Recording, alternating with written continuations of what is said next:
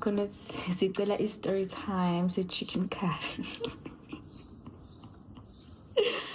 Oh wow, story time se-chicken.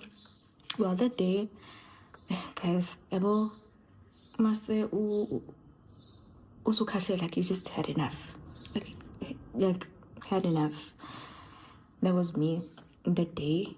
And there's one thing that he said before we got married. He said, if ngelinye ilanga kwenzeka uqhuphuza utshwala uthathe ring yami uyibeke etafuleni, and leyo nto leyo lamagama ihlezi adlala kumina. And that day I didn't give a shit. I was like, whatever happens.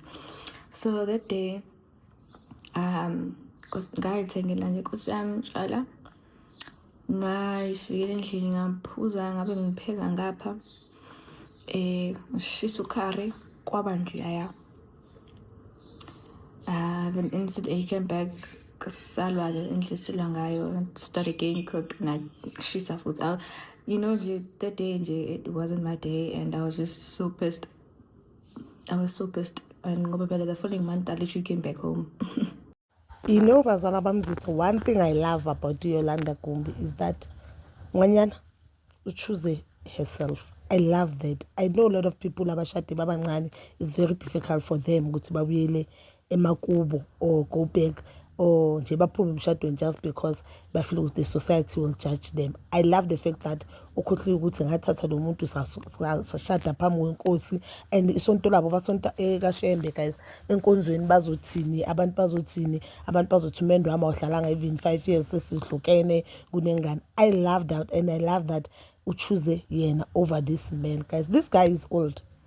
Noma ngaguganga kako, but unabanye abantwana ngaphandle, ube nama relationship amaningi ngaphandle. I feel like one of the reasons enza ukuthi labantu abadala bashade abantwana abancane is because they wanna control them. So ubonile ukuthi uyanalanda akacontroleki, so now ingakho bekathi there are a lot of stories. And I guess the time I posted that chicken curry sithombe, bekafuna ukuthi abantu abaningi bafeel as if Yolanda is the wrong one, even though Yolanda sure now ukuthi uyaphuza imini yakhe usho ukuthi mhlazana uphuza kwami uthathe iring ibeke etafuleni umphumele ngomuso, kusho ukuthi ugaya akafuna amakhosikazi aphuza, which is a good thing for him, guys.